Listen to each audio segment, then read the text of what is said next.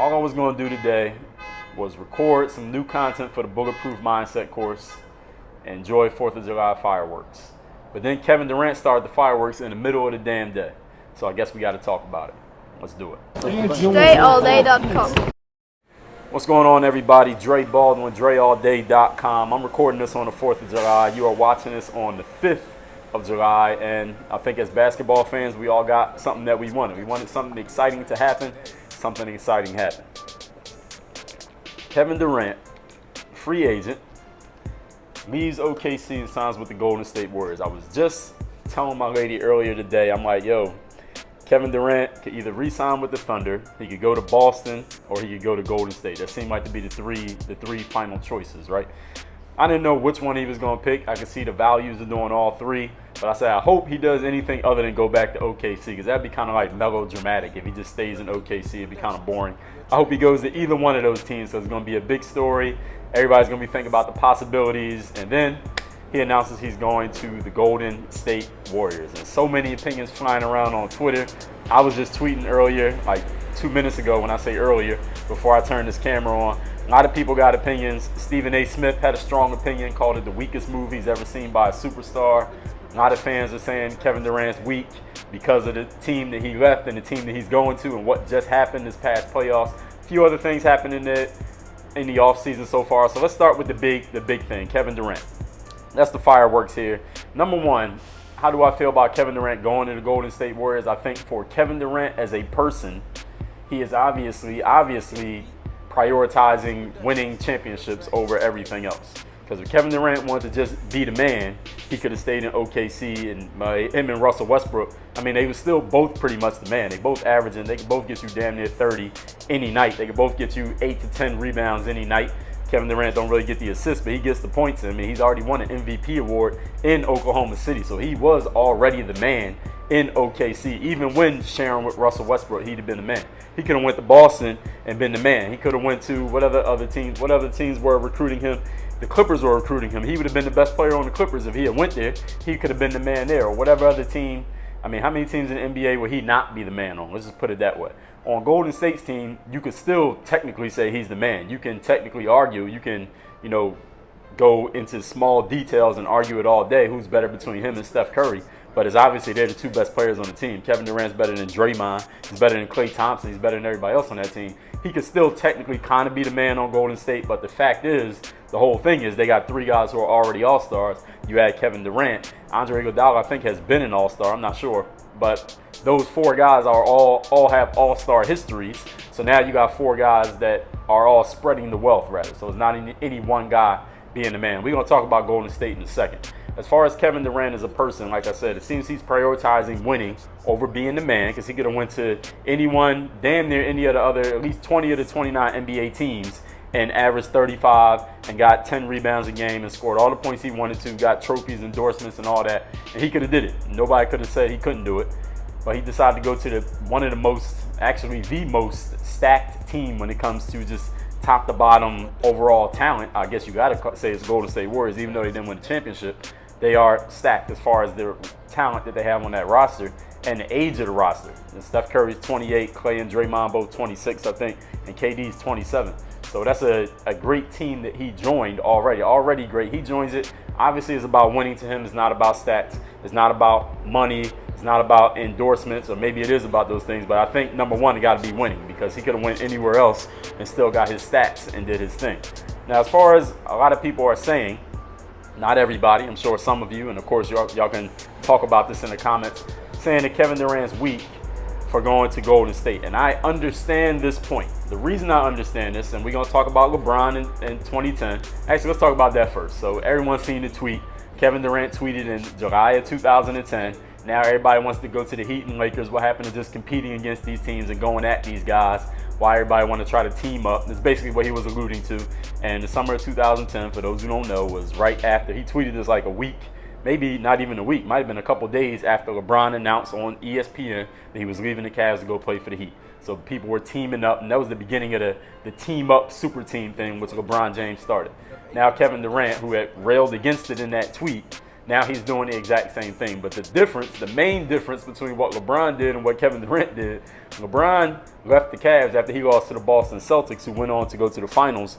They lost in the finals to the Lakers, but they were the best team in the East. They had been to the finals, 3 years in a row. They won in 2008. No, they lost in 2009. Kevin Garnett, I forgot his name. Kevin Garnett was hurt. Orlando went to the finals and lost to the Lakers. And then 2010, Boston and the Lakers won. But Boston was the best team in the East. And LeBron left the Cavs and went to the Heat, who was a weaker team. The Heat had lost, I think, in the first round that year. Even though Dwayne Wade was doing his thing, the Heat wasn't really doing nothing. They were a okay team. They were good enough to make the playoffs, but they wasn't a title team. LeBron left a team that was way better than the Heat, went to the Heat, and they became better as a group. And, of course, they added Bosh from Toronto. Now, what Kevin Durant did, they lost. OKC was up 3-1. This is the whole point that a lot of people are making, and I understand this point. OKC was up 3-1 on Golden State. Had a chance to go to the finals. All they had to do was win one game. They had 3 chances to do it. They lost all 3 times. Golden State goes to the finals, loses to the Cavs. Kevin Durant leaves the team that just beat him in the Western Conference Finals to go join them instead of staying on OKC's team and maybe trying to make that team stronger and doing something there. I can completely understand how a lot of observers, NBA fans, KD fans, who knows, Warriors fans, or whatever other team you're a fan of, and maybe in the Western Conference, being kind of disappointed, let's say, with Kevin Durant's decision. Because LeBron's was not the same thing. LeBron James was not on the team that already had a superstar. He didn't have no Russell Westbrook on his team, and he didn't leave the Cavs to go play for Boston and make it a big four with Pierce, Allen, KG, and LeBron. Let me go join them. No way. He didn't do that. He went to a team that was weaker and made that team stronger. So it's not the same as what LeBron did. As far as what Kevin Durant did team-wise, first of all, Oklahoma City Thunder, I mean, they left with Russell Westbrook. I mean, they got a pretty solid squad, even though now you just lost one of the top 5 players on the planet in Kevin Durant. I think Russell Westbrook could get you maybe a triple-double average next season. The only reason I'm saying average because I think we've seen over the years how challenging it can be to average a triple-double. With a couple times we thought a player could do it, but Russell Westbrook I think might actually be able to do it. Like 2 years ago when KD had those foot injuries and he was averaging I think he averaged a triple-double for a month or something that he did. If he could do that for an entire season, I don't know if he can, but if he can, I think he might be the only guy who could. Not only based on his physical abilities, but also personnel, because he don't have another player on that team in the pecking order that's close to him. So he really could do that. But anyway, that's all I got to say for OKC. I mean, there ain't really nothing else to say. Unless they pick up another player, I don't think they've signed anybody this offseason thus far. And Russell Westbrook's a free agent next year, so who knows? They might end up with absolutely nothing out of all of this after next year if Russell leaves. But that's a different conversation for next summer. As far as the Golden State Warriors, let me put a couple things out there for fans of the Warriors. If you're a Golden State Warriors fan, or you're a Steph Curry fan, or you're happy for whatever reason because Golden State picked up Kevin Durant, one disclaimer that all of you need to understand is that the game of basketball has not changed just because Kevin Durant signed with the Golden State Warriors. What I mean is there's still only one basketball. Yes, there are 4 All-Stars on your team, but there's still only one basketball. Everybody can't shoot the ball at the same time. Kevin Durant has been the man in OKC. He shared the ball with Russell Westbrook when Russ became close, basically equally the man, and that was only one guy. Steph Curry is the guy in Golden State, or at least he has been the guy. Klay Thompson gets the ball, but he's definitely not the guy. Steph Curry's the guy. When they need a shot, the ball's going to Steph Curry. Now, if he decides to pass it, then he'll pass it, but the ball's going to Steph Curry. He's used to being that guy. Kevin Durant's used to being that guy. Something has to give between the two of them. They've both been MVPs. While they're on the same team, neither of them is going to win an MVP award. The same way that, did LeBron win an MVP when he was with the Heat? I think he won one. Somebody correct me on that. I think he won one MVP when he was with the Heat. I know his first year when he was there, Derrick Rose won it. And then the next year, Kevin Durant won it. And I think he won it the year after. Somebody help me. I don't even remember who won the MVP in 2013 and 2014. It's not really that important, but we know Steph and KD have both won MVP awards before, right? We can agree to that. Steph has won 2 MVPs in a row. He's not going to get the ball as much, and neither is Kevin Durant. And they're gonna have to reconcile all that. They got to figure out how that's all going to work with that unit, with all of those guys who are used to being the man. Well, 2 guys used to being the man, not all of those guys. 2 guys used to being the man. 2 other guys used to being the next level options. Now they got to go a little bit lower in the level of options that they are. And there's still only one basketball to go around. So just because you put a whole bunch of good players on one team does not mean that team's automatically going to win. Now, is Golden State a very probably the best team in the league to do this with, just based on the system that they have, the unselfishness of their players, the assumed unselfishness that Kevin Durant must have within him if he's joining that team, knowing exactly what they do, and the coach that they have in Steve Kerr, just the overall culture of the team. I think they are the best team for you to do this with, but it does not necessarily mean that just because Kevin Durant's on that team that they're going to just dominate the NBA. And let's remember that they did just lose in the NBA Finals to a team that from top to bottom had less talent than them. Even though the Cavs won, the Cavs have less talent from top to bottom than the Golden State Warriors. This is just a fact. And the Cavs beat them anyway. And the best player on the planet is still LeBron James. Kevin Durant signing with the Warriors didn't change that conversation. It's still LeBron James. Kyrie Irving still outplays Steph Curry in the NBA Finals. Kevin Durant signing with the Warriors doesn't change that. Kevin Durant can't stop LeBron James any more than Draymond Green can stop LeBron James. So that doesn't change that. The one thing it does change is the Golden State Warriors took Harrison Barnes out of the lineup but put Kevin Durant in the lineup. Now, that's a hell of a change. That is a hell of a change. Now, Kevin Durant ain't no Harrison Barnes. You can't just stick him in the corner and say, all right, we're going to get you the ball 10 times a game, and if you make a couple shots, cool. And if you don't, cool. That's not the same situation. But replacing Harrison Barnes with Kevin Durant is a hell of a change. Now, that's a whole different conversation. You got to write a whole different book about what happens maybe you put Kevin Durant in Harrison Barnes' place. I'm not saying redo the finals. I'm saying just moving forward with the Golden State Warriors. As far as the balance of power in the NBA, I mean, the Warriors are still the best team in the Western Conference. But, however, now that OKC is depleted and they're not going to sign anybody who's as good as Kevin Durant to replace Kevin Durant, no matter who they sign, that team is not beating the Spurs team that might sign Pau Gasol now. I don't know how that will work out. They signed Pau Gasol. They already got Tim Duncan and LaMarcus. I guess Tim Duncan's going to play even less minutes this year and let Pau Gasol play, or they're going to play a triple towers, put all three guys on the court at the same time. Who knows? Maybe Pau Gasol signs with the Spurs. Maybe he doesn't. But even if the Spurs keep their roster from last year, LaMarcus and Kawhi, I don't know if Manu's coming back. They still got, who's the point guard? Tony Parker. And they still got Tim Duncan. They still got their coach, Greg Popovich. They got a good overall team. They lost to OKC. So assuming that they'll beat OKC next year, can this Spurs team beat this Golden State Warriors team? Who knows? Nobody knows who can beat who with the Warriors with the squad that they have now. Nobody's seen them play together. Also, the Clippers. Remember, Chris Paul broke his hand in the series against Portland. They would have beat Portland if Chris Paul was playing. I have no doubt in my mind. Now, how good are the Clippers going to be this year? What's happening with Blake Griffin? We don't even know if Blake's coming back. Are they going to trade Blake and do something different with that roster? We don't know. In the Western Conference, I guess you still got to say Golden State's the best team.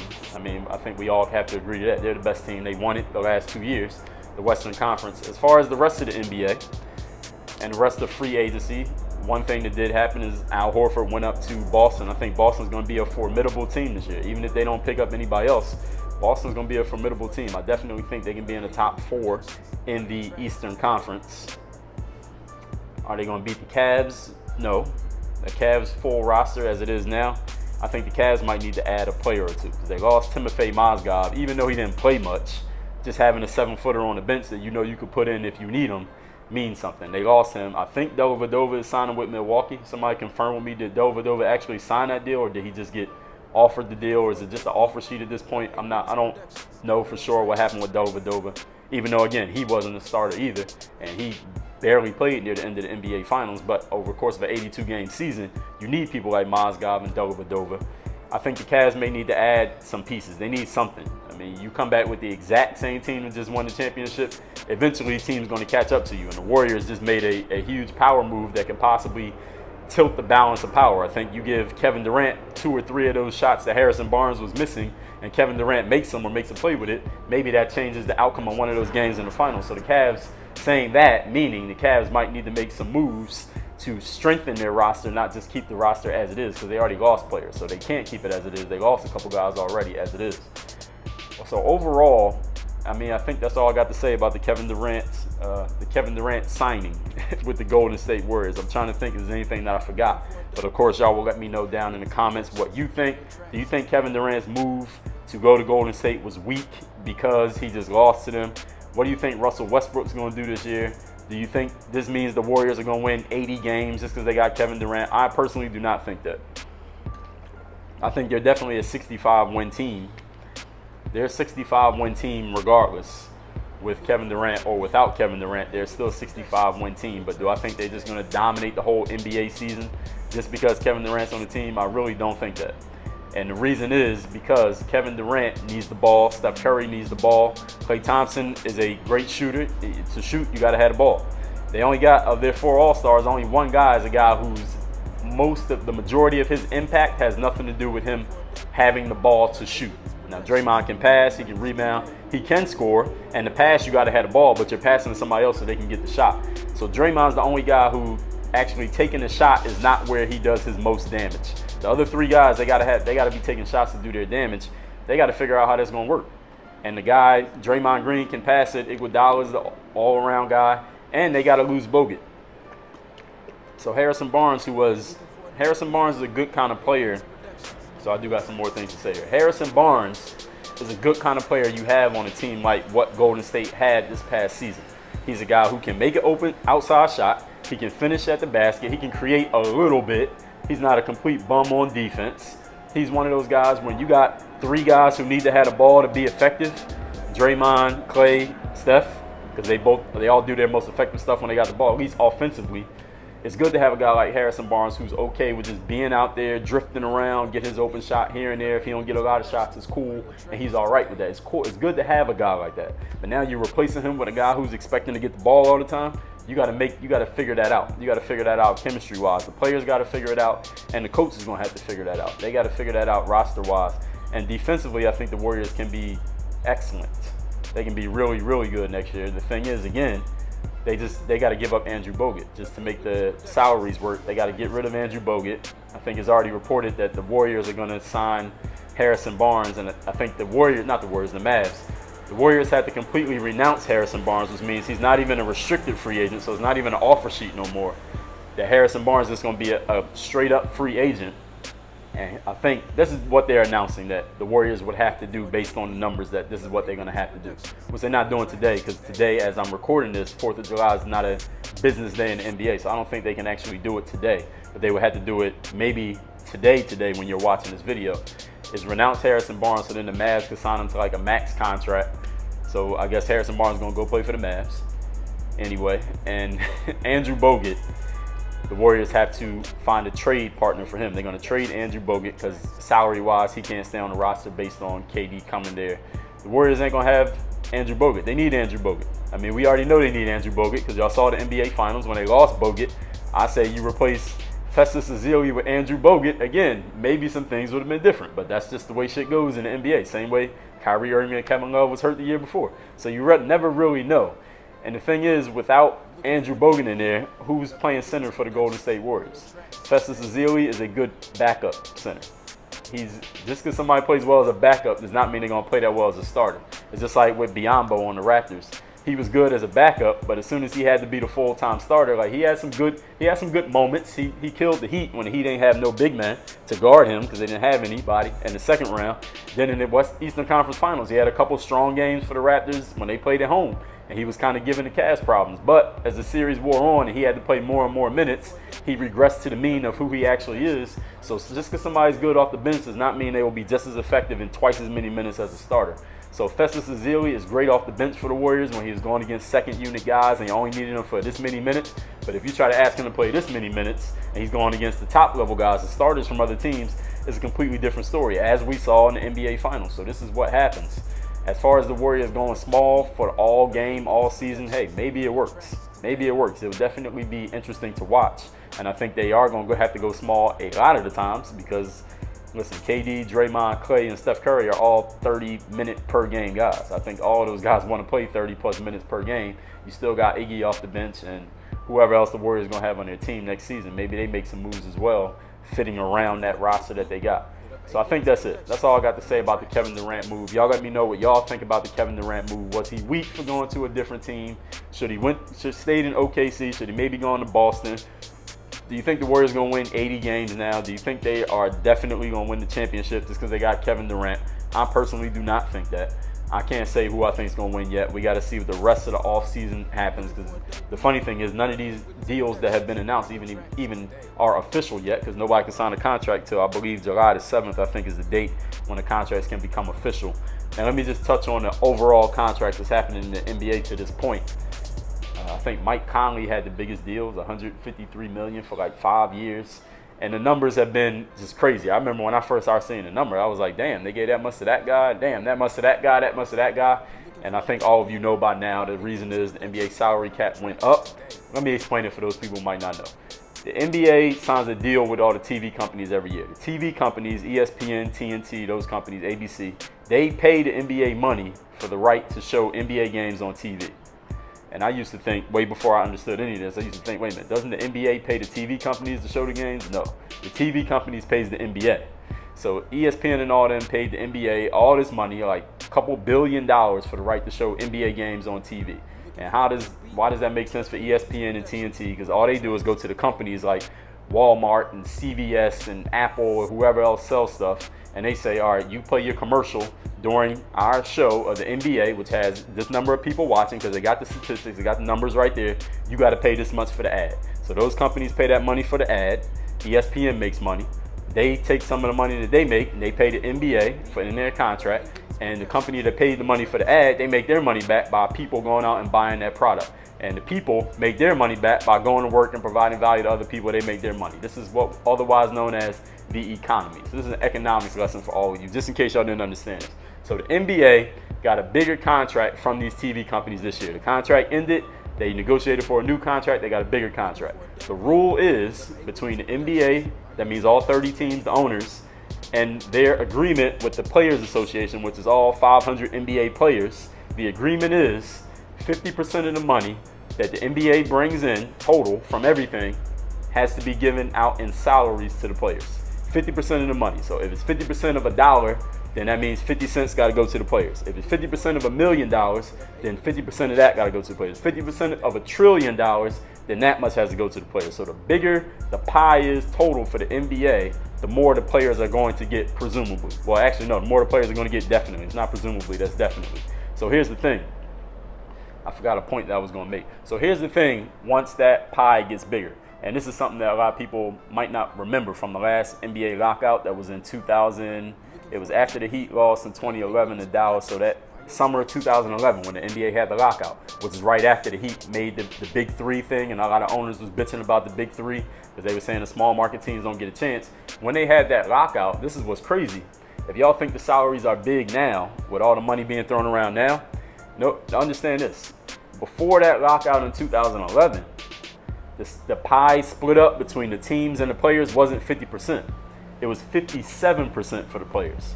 So the players basically got, for lack of a better term, they got fucked on the last CBA, the last collective bargaining agreement, the last lockout. They got fucked on it because they used to get 57%. They used to get 57% of all the money. But during that lockout, the owners held out and said, we want more of the pie. They cut it from 57% to 50%. So now the players are getting even less money now than they used to get before. Less of a percentage, rather. Not less money, but less of a percentage. Because if the numbers was still 57% and this deal came in now, that $153 million that Mike Conley got would be, and this is not a mathematical number, but that 153 that Mike Conley got would have been like 185. Or you think of somebody like LeBron James next year when his contract's up. You kidding me? That's going to be like $250, $300 million. So actually, I got a few other things I want to say since we're talking about free agency. Hopefully, y'all bearing with me on this. So, the NBA splitting this pie, a bigger pie now. All this money is going to the players. All these players who are marginal players, I think we have to agree that there are some marginal players getting big deals. Like Matthew Dellavedova got a $38 million deal for like 3 or 4 years. Tyler Johnson, the kid who used to play for the Heat, he got like a $10 million a year to go play for, I think Brooklyn is the team he's going to sign with. And there's been several of these signings. And I've seen some tweets on ESPN, matter of fact, when I was following ESPN on Twitter, they were saying NFL players were saying like, yo, I had to Google some of the players who got deals. And I'm a basketball fan. I don't even watch no other sport like that. And I was looking at the names like, wait a minute, do I even know who that guy is who just got $30 million? And the thing about it is, it's not about them getting too much money or nothing like that. That's the deal. This is the deal that they got. But here's the thing, is that since that pie is bigger and all these players are getting more money, the person who's really not getting the right amount is not the average guys, it's the superstars. The LeBron Jameses, the Kevin Durants, the Stephen Currys, the Russell Westbrooks, the Dwayne Wades. Oh, we got to talk about Dwayne Wade. The Dwayne Wades, all the superstars in the NBA, they got this salary cap. There's a max contract. Y'all know what a max contract is, right? Even if you don't know what a max contract is, just the fact that max contracts exist is robbing the superstar players of their money. Because like when Shaquille O'Neal signed for like $120 million in 1990, like 20 years ago, I think it was exactly 20 years ago because it's summer of '96. That's when Shaq went to the Lakers from Orlando. That's when Kobe got drafted to the Lakers, and the rest is history. Kevin Garnett, I think a year or two later, signed for like $126 million. Then they had a lockout, 1999. This is when Michael Jordan retired. 1999, they had a lockout. Out of that lockout, the owners fucked the players over. The first time they fucked them over, they changed it from being an open market where any player could sign for whatever amount he wanted to all these max contracts and rookie scales and rookie salaries. Y'all know that didn't exist before 1999, right? I hope some of y'all probably didn't know that. Before 1999, if you got drafted into the NBA, you could negotiate for whatever amount of money you wanted. I remember the biggest one that I think set a lot of people off was this guy named Glenn Robinson. If y'all remember back this far, some of y'all wasn't even alive when Glenn Robinson got drafted. This is 1993. Glenn Robinson got drafted, or it might have been the year after Glenn Robinson, because I know Jason Kidd was around that time, Grant Hill was around that time. A lot of y'all never even seen Grant Hill play. Different conversation. Anyway, this guy Glenn Robinson gets drafted, 93, 94, one of those years. And he negotiated a contract for $68 million. I don't remember how many years the contract was for, but the total, $68 million, had a lot of people like, how was this dude never even proved himself, never even played in the NBA, getting a contract for $68 million? And a lot of people was going crazy. And then Shaq signed for $120 million, and Kevin Garnett signed a contract for $126 million. And people are like, athletes are overpaid, they're making too much money, they got too much control. So in 1999, after the Bulls, this is 98-99, mind you, because that lockout went long. That lockout went until February. They canceled the All-Star game this year. So 1998, the Bulls won their third title in a row, right? Michael Jordan and them. Jordan was thinking about coming back, but then the NBA had the labor strike. Jordan was like, you know what, forget it, I'm retiring. So Jordan retires during the lockout, and the lockout goes from this time of year, July, all the way till February. So imagine if the NBA season didn't even start till February. The lockout goes till February, and this is what happens during the lockout. And the funny thing when we're talking about money is that the owners have more money than the players. We know that, right? Because the owners pay the players. So if you think the players are making a lot of money, think about the guy who's signing each one of those guys' checks every 2 weeks or every month or however often they get paid. How much money he got if he's paying that money. If I could pay you $153, imagine what I got. And I'm paying him, and you. Imagine how much money I got. So the owners got way more money than the players, right? So when the lockout happens, this is what happens. The players, they not getting their checks that they normally get during the season, because when there's a lockout, nobody's working, nobody gets paid. The owners still got money. It's damn near every owner in the NBA makes money some other way besides basketball. A lot of money. I'm not talking about a little bit of money. A lot of money some other way besides their basketball ownership. But the players don't. The majority of the players, because being a pro athlete is a full-time job. Like, you can't run another business and be a professional athlete, at least not a good one, at the same time. So when they're not getting those checks, especially the lower level guys who don't get as much money, they start hurting. After a couple months and not getting those checks, those players start hurting, and this is what happens. And I'm going to break all this down. For those of you who want to understand this, you keep watching. If you don't, it's cool. But I'm going to break all this down. So this is what happens. The superstars like LeBron James, Chris Paul, Kobe when he was playing, those guys making max money like $20 million a year. And y'all got to understand that when a player's making $20 million, they giving a percentage of that to taxes before they even get it. So it's not like Mike Conley's going to have $153 million in his bank account. Half of that he got to pay in taxes, roughly half of it, depending on the state and the laws and all that. We're not getting into that. I ain't no tax lawyer.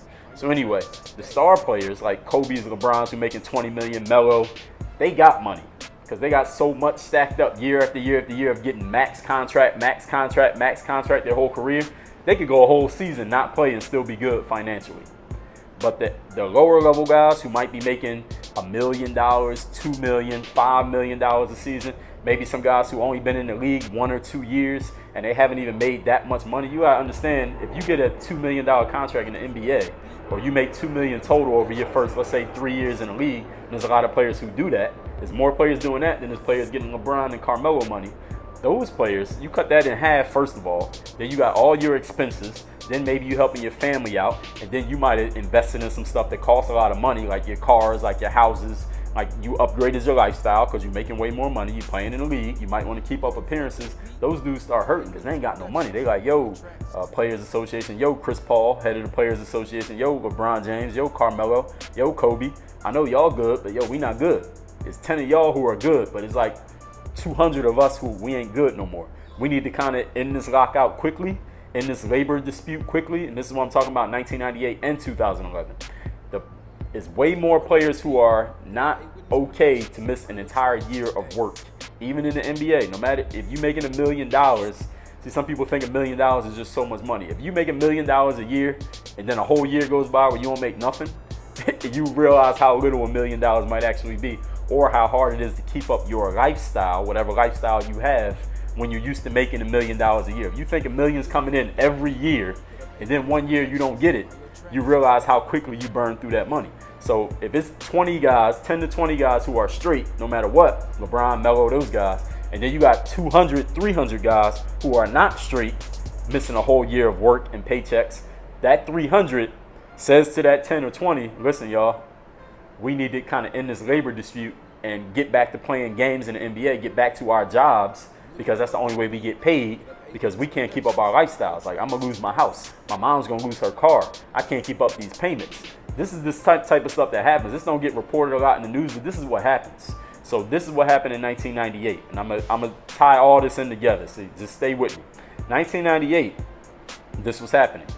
The owners said, we're going to lock the players out. We're going to have a lockout. So it wasn't a strike. It was a lockout. The only difference between a strike and a lockout, a strike is when the players say, we not coming to work. A lockout is when the owners say, you can't come to work. So this is the only difference. It's basically a strike done by the owner instead of done by the workers. All right, so y'all understand why it's called a lockout. During the lockout, the owners smartly said, we got way more money than these players. We know that they spend lavishly. We know that they have lifestyles that they have to maintain, that they can only maintain if they continuously get these checks. So as long as we just lock them out long enough and say, listen, this is what we want. We want this. We want y'all to agree to all these things, even though they're going to hurt you all in the long run. We want you to agree to every single one of them. And we're not letting y'all come back to work and get these checks until you agree to everything we say, even if it's not good for you in the long run. And the players who make a lot of money, the Michael Jordans, I'm talking about back then, the Michael Jordans, the, let's say Charles Barkley, Patrick Ewing, those guys who were making the most money in the league back then, said, well, fuck y'all. We'll just wait this out until y'all give us what we want. But then you got all the lower level guys, those guys that sit on the end of the bench with a suit on, those guys that wear their warm-ups the whole game, you don't even know their name, they waving towels. It's way more of them than it is the superstars. They started saying to the superstars, listen, we need that money. So whatever we got to do, let's just agree to it so we can get back to work so we can get that money. And the star players knew they knew that in the long run this would not be a good thing, but peer pressure is a motherfucking. Peer pressure is a motherfucking, and what happened? They agreed to it. So in 1999, that was the beginning of salary caps. Salary caps did not exist. Before, a player could just go out. It was a real free market. You could negotiate whatever you wanted. When Shaq negotiated 120, that was how much he negotiated. If he wanted to negotiate 200, or like in baseball, like Alex Rodriguez got like 250 million, it was wide open like that. But the NBA players, could not hold long enough. They wasn't willing to set out a whole season and miss a whole year of paychecks in order to get what they wanted. If they had been willing to do that, they might have been able to get the owners to budge and keep it the way that it was. But they lost it. They gave it up. And once you give up something once, it becomes that much easier to give it up the second time, and it's harder to take it back. It's damn near impossible to take it back once you gave it up. So after the players gave that up in 1999, what happens? Collective bargaining agreement. I think there was another one around 2005, 2006, but it wasn't any work stoppage. Then in 2011, that was after the big three, LeBron, Wade, Bosh went to Miami. A lot of owners were bitching like, oh, now all the big teams get all the money. How the small market teams going to compete? So then they had another lockout. And when they had this other lockout, they came with more stuff. They said, instead of giving y'all 57% of the total pie of billions of dollars, now we want to cut it down to 50%. Do y'all understand? Somebody pull out a calculator and somebody leave it in the comments and tell me how much is 7% of $2.5 billion. So y'all can understand how much money the players actually gave away. Because 7% doesn't sound like a lot of money, does it? When you're talking about guys making millions, 7% doesn't sound like a lot, but you think about it. Imagine if you made $1 million a year and somebody just came along and said, you got to pay me a 7% tax on the money that you made just because I said so. And you had to pay that. You got to write that check. You look at that check. Somebody tell me what that amount is. My calculator's over there. I ain't no math whiz. Y'all tell me. 7% of $2.5 billion is a lot of fucking money. Now you take all that money. You take that number, right? Take that number. 7% of $2.5 billion, whatever that number is, right? And then you do this. You divide that number by, let's just say 450. That's for every player in the NBA. That number divided by 450, every player in the NBA. The number that you get from that, imagine if every player in the league got a check for that amount of money. That's how much they gave up in the last lockout. That's how much money the players gave away. That much money. I got to get this calculation so y'all understand this. I want to make sure that I'm giving y'all the exact number because this is what happened in the labor dispute. And I'm going to tie all this into why this matters now. So the NBA, I think the TV contract is like 2.6 billion. So we're just going to say 2.5. 2.5 billion divided by times 7%. Y'all didn't think y'all was going to get a math lesson in this video, did you? All right. 2.5 billion times 7% is $175 million. $175 million. All right, and this is over the lifetime of the deal, obviously. 175 million. 175 million divided by 450. How many numbers is that? $388,000. $388,000. That don't sound like a lot of money when we talking these max contracts guys getting the league. Let me ask you a question. Would $388,000 change your life? Would $388,000 help you, do something for your family? Would it help you set up something for your kids? It would do a lot of things for a lot of people. That's how much money each player gave up by caving in on that percentage in the last deal. So even though they're making a ton of money now, they could be making more because the players were, number one, their pockets wasn't deep enough to go toe-to-toe with the owners. Number two, a lot of the players didn't factor in, and this was what was happening leading up to that lockout. A lot of a lot of reporters were saying, listen, the star players have been telling the younger players or the players who don't make as much money, listen. And the veteran players, even the older guys who didn't make a lot of money, they were telling the younger guys, listen, you need to be careful with your money right now over these next couple seasons. Be careful with your money because it might be a lockout in 2011. We might have to go a whole year without getting checks. Listen, make sure you good financially so that if you go a whole year without getting a check, you all right, so we don't start to cave when we ain't getting our checks. But it didn't work. I mean, imagine trying to get 450 people who are all making $1 million to stop spending money because they might not make it no more when they think it's going to go on for the rest of their lives. That's a pretty damn tough job. And the NBA Players Association has never succeeded in doing it. Every time they tried, it didn't work. So this is what happened. So the owners just keep taking small bites of money. And 7%, again, doesn't sound like a lot of money. And in 2011, it didn't seem like too much. But when they renegotiated the deal for $2.6 billion, $2.6 billion, $175 million is what the players gave away. So the reason I told you all of that is to tell you that the NBA salaries that the owners pay out to their players must be a certain percentage of the salary cap. So whatever the salary cap is, I believe is $94 million this year.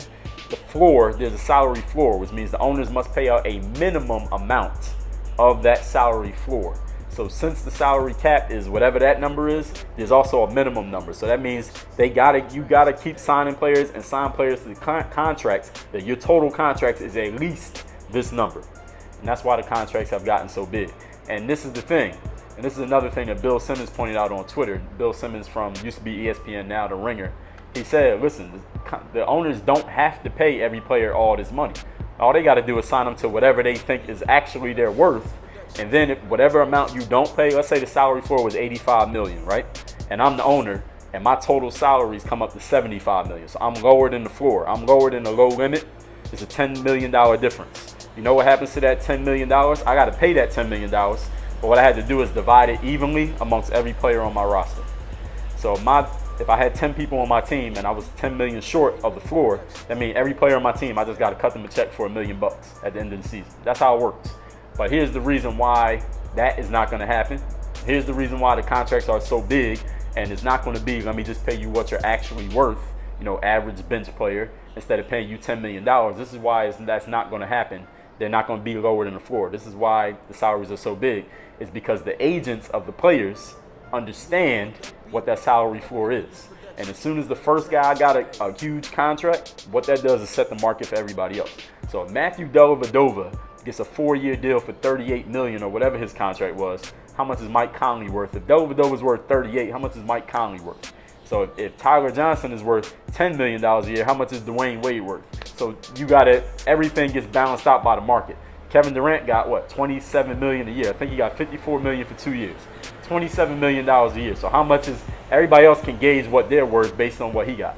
You understand? So DeMar DeRozan, what he get? Like 145, 150. So it balances everybody else. Everybody else got to measure theirs by what that guy got. And you got to understand that NBA agents and NBA players are human beings just like me and you.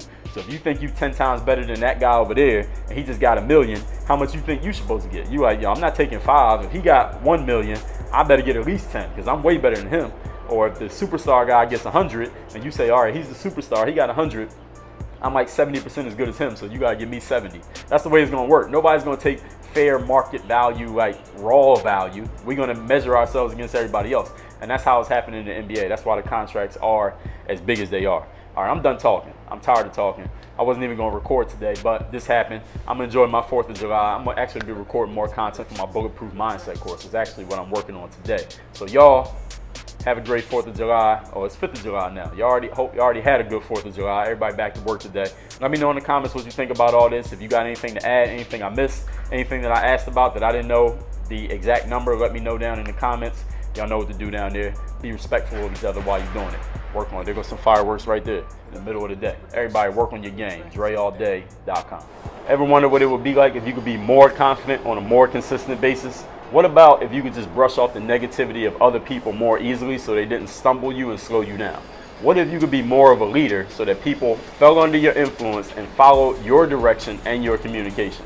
What if you could have more focus on the positive things that you want instead of looking at the negativity and letting that slow you down and put fear in your heart?